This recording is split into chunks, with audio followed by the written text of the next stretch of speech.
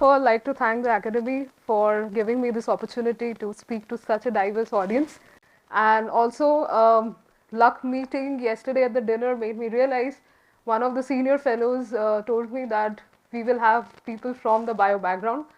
So what I'm going to do is, I'm a trained chemical engineer, but I will try to bring in some of the flavor from different domains while I'm discussing my talk. So briefly first, what are complex fluids? So complex fluids essentially imply that you have an internal microstructure. That microstructure influences the flow behavior of that fluid. So somewhere they lie between solids and liquids, carrying both the characteristics. The characteristic they borrow from solid is that they'll have a microstructure which evolves with time with respect to the flow fields it's exposed to, and that in turn influences the macroscopic flow phenomena that we are seeing. So I'm going to talk about different kinds of complex fluids and how they behave at the interface. So moving on, these are some of the examples. So if I start with the first one, this is something I'll talk in detail. So what you can see over here is a fluid filled into a tumbler and it's rising onto a rod. So this is what will be the first topic. Second over here are your cilia present in the lungs. So we all know that the mucus that's present, the cilia tries to beat around say 60 Hertz, and the mucus is an extremely viscous fluid. But as a rheologist, for me it's also elastic. So if I create any perturbation, it will try to revert back to its original form when I remove the perturbation. So the next one is some of the spermatozoa. The first one here is talking of a spermatozoa swimming in a Newtonian fluid. So what's a Newtonian fluid? If I apply some stress, it will react linearly in response to that stress. Whereas any fluid that deviates from that linearity becomes a complex fluid. For example, here you can see a viscoelastic fluid. So if the spermatozoa is moving in a Newtonian fluid, the waveform it carries is somewhat sinusoidal, which becomes hyperextended when I move to a viscoelastic fluid. So these are some of the inspirations that lead us to study this domain. The next one is something which Professor Ramaswamy has already discussed. So you basically have a nematode, a C. elegans, and here it is allowed to move in a monodispersed mixture. You can see a different kind of waveform, whereas if I make it polydispersed, its velocity profile also changes. So essentially what we are trying to say is that if I change the flow behavior, I can do it both ways. Either the organism can influence its environment or the environment can influence the organism. So mathematically speaking, I can measure few parameters. I can measure how fast or how slow the fluid relaxes. So that's my stress relaxation modulus. I can measure its viscosity. Now please note over here, if it's a Newtonian fluid, this viscosity will remain constant with respect to the applied shear rate. But since we are talking of non-Newtonian fluids, now it can change with shear stress, it can change with shear rate, and it can also change with time. Just to give a small example, the toothpaste that we use starts to flow when you apply a certain amount of stress. So that's a complex fluid. You give some stress, it yields, that means it starts to flow. So moving on, so what happens is we go back in the year 1940s. So there is this person called Weisenberg. He sets up a small experiment. He takes tumblers, fills them with fluids, plugs in a rod and starts to rotate them at different RPM. What he sees in the first kind is here a simple vortex is seen, just like if you take water and you're stirring it with spoon. Then he sees there are some fluids, which he calls abnormal behavior, start to climb onto the rod. So this effect comes to be named after him, and this is called as your Weisenberg effect. So it's nothing but when a fluid which is rotated starts to climb onto the rotating rod, something you have seen in milk, cake batters, bread dough and so on. So the question is, why does it happen and what can we do? Say if I dip this rod into a pool of oil, will it climb less? Will it climb at a lower speed? So these are two of the questions that we started to look in. So we have made a very simple setup. We're just going to replicate what Weissenberg did. The only difference will be that I will dip my rod into oil and repeat the experiment. So what you see on the left is a bare rod running at 200 rpm, and on the right it's an oil coated rod at 200 rpm. I'll just increase it, make it 600. So if you notice over here, there are two major things that are happening. First thing is that we see the rotation starts at a lesser RPM when it's an oil dip rod. So that means there exists a threshold value at which the fluid will start to climb on the rod. And when I dip it in oil, this threshold value decreases, as well as the height to which the fluid climb also increases. So speaking simply, there are two players in this phenomena. One is your centrifugal force, which is allowing the fluid or asking the fluid to move towards outside the center, towards the bulk, whereas it is getting opposed by what we call as the normal stress differences, which become non-zero in this case. So to explain it, I will just move ahead and I'll show you maybe a very simpler form. So if you find out the viscosity of such a fluid, you see that it starts to shear thin. So you find that it starts to shear thin, which means its viscosity is decreasing with respect to the applied shear rate. Not only that, it has a non-zero storage modulus.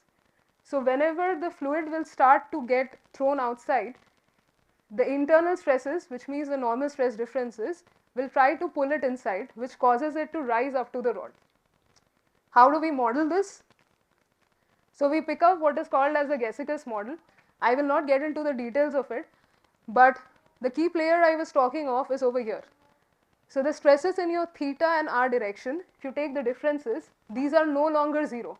If I talk of water, if I replace the same polymer by water, these were zero. So that's why you were getting a vortex. So we have started to model this, and what we see over here is these are very similar to what happens when you take a polymer. It will go, or if you are rotating a spaghetti, what does it do? It will try to stretch and reorient.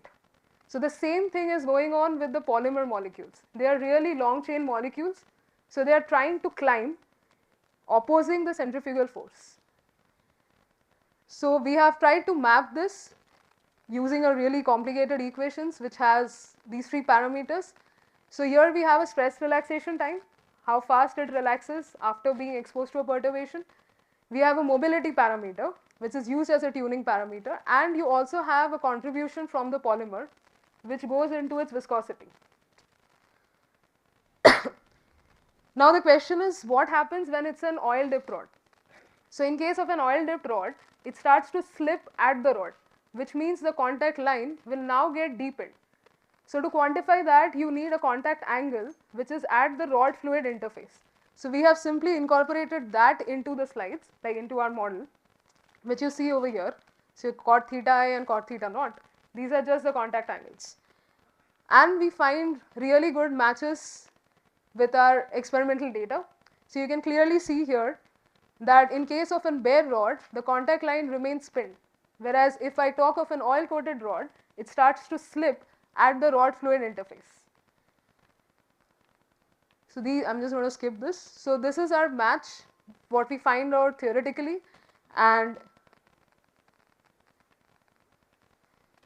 there are a couple of takeaways. The first thing is that we have a threshold value. The second is the oily rod decreases the threshold value, and it also increases the height to which it can climb. In the interest of time, I'll just move ahead and show where this is being applied. So you can see over here that this can be used to create micro patterns. What we have done is, like what this group has done, they've just connected a steel capillary to it. So now the polymer will start to produce threads, so you can actually generate any kind of patterns or fibers. So we can have some microfibers over here. So if we are talking of this, we have simply reduced the length scale. So instead of using a rod of 1 millimeter length scale, we reduce it to 3 orders, go off to the micron scale, and we can generate such micro patterns easily. So what are the advantages? You can transport high viscosity fluids, you can use them to create desired structures, and if you apply electric field, then the applied voltage also permits you to reduce the diameter to your requirement. So these have been used to create some of these fibers as well. So with this, I will move on to the next phenomena that we are studying in our group. So these are some of the diagnostic devices which are usually based on papers. So we decided to take this up and figure out what happens if we use actual fluids. So the biological fluids are closer to polymeric solutions instead of Newtonian fluids like water. So to study this, we are now moving on, and okay, I'm just going to skip the math. If you want, yeah. So basically this is Lucas-Washburn model. What it assumes is you take a bundle of pipes and you're studying how the fluid rises through it. So that's called the capillary rise. Same thing what happens when you dip a straw into a a cup of water. He says that the length or the height to which the fluid can climb is proportional to some exponent which is p. According to Lucas, it was 0.5. So if viscosity dominates, it becomes 0.5. If gravity dominates, it's 0.33, and if inertia dominates, then it's 1. So the whole story lies in this exponent p. So we ask the question that what happens if instead of a Newtonian fluid, we replace it with a polymer. So do we get a single exponent? Does it stay for the entire phenomena, or does it stay for in parts? So we are talking of non-locality over here. So again, single temporal length scale, will it work or not? So to find out, we have taken Whatman grade filter papers. These are different grades, so they signify different pore diameters. The pore diameters are listed over here. Of course, you can see it's a very complicated labyrinth structures. So these are cellulosic fibers. So the question of swelling of these fibers will also come in question. So what we are going to do here is set up a capillary rise experiment, do it with polymeric solutions, which is polyethylene oxide, for different concentrations. Keep in mind the viscosity changes with the applied stress. So this is how the viscosity looks like, and I'll just show you some experiments that we have done. So we've just put in a food dye to track how the fluid moves up. So if you see over here,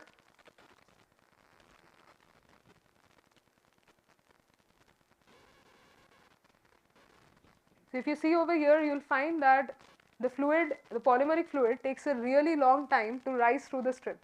So that means there is a delay in the rise or the capillary rise compared to water. So the question is, why does it happen? So first thing that we need to note is this kind of a delay is seen only beyond the critical concentration of the polymer. It does not happen before it. So we went on to investigate it, and we figured that there are actually two regimes. The first regime we couldn't quantify because this happens really fast, so that's the inertial regime. The second one follows the Lucas-Washburn. So we have viscosity dominating over capillary forces, but as we move on, we find a gravity dominated regime at the longer time scales. So this, interestingly, these two regimes were not reported for polymeric solutions. So that means a single exponent will no longer work. Surprisingly, this stays for most of the polymeric concentrations beyond the critical one, which is 10 to the power minus 5. So some of the other things that we are trying to track is what happens if we talk of the front, the actual front. So you find the difference in color intensity. This arises from the saturation of the paper substrate. So the lighter and the darker front can be distinguished, and they are called as the pre-wetting front and the wetting front. In case of polymeric solutions, we find that these follow very closely, although the morphology is extremely corrugated in case of water, which smoothens out in case of polymeric solutions. So these are some of the major takeaways that we had. Mainly the exponent that changes from long time scale gravity dominated in case of Newtonian fluids to the existing of two scales, that is a viscosity dominated followed by gravity dominated in case of polymeric solutions. Now the third thing that I wanted to highlight is the coalescence of droplets. So coalescence of droplets has been studied by chemical engineers, mechanical engineers, but there exists a direct analog in case of biological sciences. So what we see over here is basically your mouse embryonic cells, and they are getting aggregated. So considering this, if we try to replicate such systems, not the exact thing, but we try to do it using aqueous cornstarch suspensions, which technically speaking are shear thickening fluids. So now the viscosity will increase with the applied shear rate. So I will just go ahead with the final thing. So we have just taken a configuration which is called as a sessile pendant. So I will have one drop placed on the substrate and bring in another one from the top. Try to figure out how the neck evolves between the two droplets with respect to time, and repeat the same experiment for different concentrations of cornstarch. So if I go and show you the, yeah, so this is recorded at a very high FPS because it's difficult to capture the initial point of contact. So what you see over here is a delay in case of increasing the solute concentration, and these results match with one of the PRL results by Roy et al., where it has been stated that jamming is possible in case of such high concentration. So this is the main takeaway of our study. We find that in case of these cornstarch suspensions, there is a critical volume fraction below which it shows Newtonian coalescence. In simple words, the neck radius varies as 0.5 times to the power times of time, so t to the power 0.5, so b is 0.5. If I increase the particle weight fraction, this reduces. So essentially this means that the film that was present between the two particles, the liquid film, starts to rupture, and the frictional interactions now will start to dominate in case of instead of the viscous interactions. So this again becomes one of the reaffirming factors, since this kind of subnewtonian coalescence has been reported for polymeric solutions. In case of polymeric solutions, you have dissipation which is viscous in nature, but here the dissipation is frictional in nature. So this is the map that we had. So this was reported by Roy et al., where they have seen jamming at same critical fractions with respect to our study. So keeping in tune of this, we also decided to check that these rheology experiments, if we do it in the same configuration. So we have done an extensional rheology, so we are stretching the filament, and we find that at the critical volume fraction, this stretching leads to a filament thinning, which means there is an existence of jamming that we are trying to hypothesize. So I am going to skip the equations. If anybody is interested, please feel free to come and have a chat. So that's the major takeaway from the study. And these are some of the things that we are doing in our lab currently. So we have picked up another porous media, which are the sanitary hygiene materials used by women. And we are trying to study blood flow currently in these. So we have created, so these are made of banana fibers, and we are studying what happens or what kind of imbibition dynamics we see if we take water, plasma, and we have also separated the blood, like the components, so cell components from plasma. So there are two, I'm just going to play two of them just for, so these fibers are compressed and uncompressed, and you can clearly see that the wetting, spreading and imbibition changes. So most of them will follow the direction of the underlying fiber in case of cell components, whereas for plasma we find that it becomes asymmetric spreading.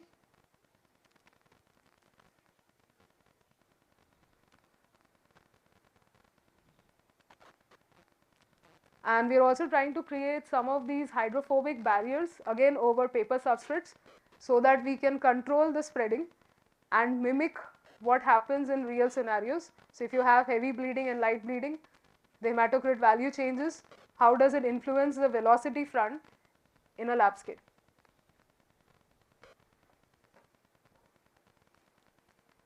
The other porous media that we are now interested in is the separators that are found in batteries. So how do electrolytes wet them, and what kind of solvents will be ideal for resizing your batteries or moving from lithium ion batteries to sodium ion batteries. So I think I would like to complete my talk over here. These are the students involved. Thank you everyone.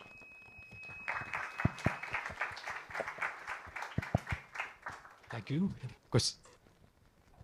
Hi, in the polymer capillary rise problem, you mentioned that the basic difference is that you get a t to the half regime crossing over to t to the 1/3. Yes. Is the t to the half attributable simply to enhanced viscosity, or do you think something properly non-Newtonian is coming in? So actually, what I didn't focus over here because I was told that so elasticity is also a factor because the polymers we are using are not just viscous; they are viscoelastic. So they have a finite relaxation time.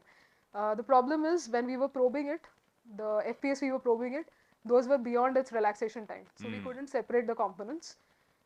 So yeah, I think So that then, partially for that answers. particular set of studies, it's really just the viscosity. It's just the rather than- viscosity. Okay. So the all right. model also does not account for the elasticity. I see. Okay. All right. As of Thanks. now. Thanks.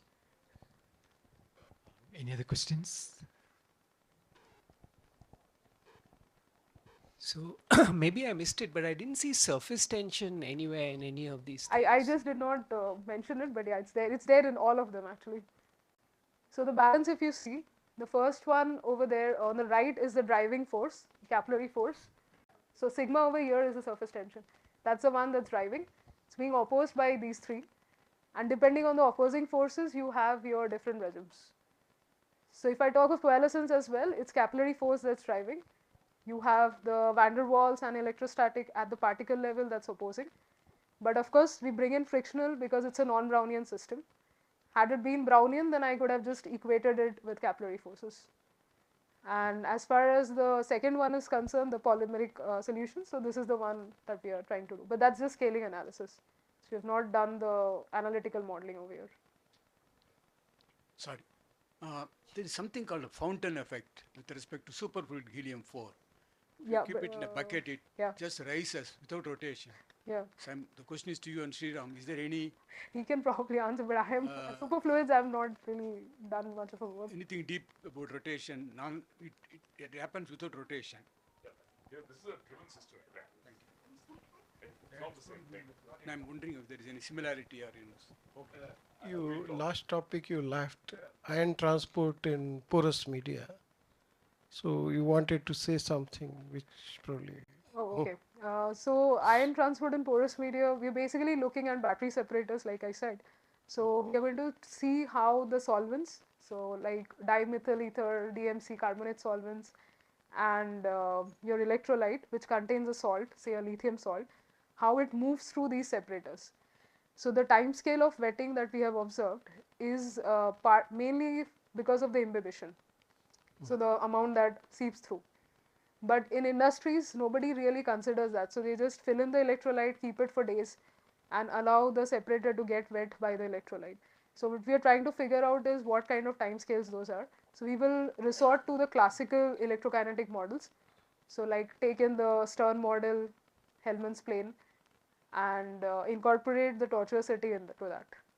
You commented like sodium and lithium ion Yes, battery. so we are How starting you with lithium, then we enhance will move transport to of sodium ion batteries. Yeah, but we can't do it without a glove box. So for now, it's till I figure this out. Hopefully, we'll have that. Okay, then let's thank Dr. Goel. Any other questions? For the interesting talk.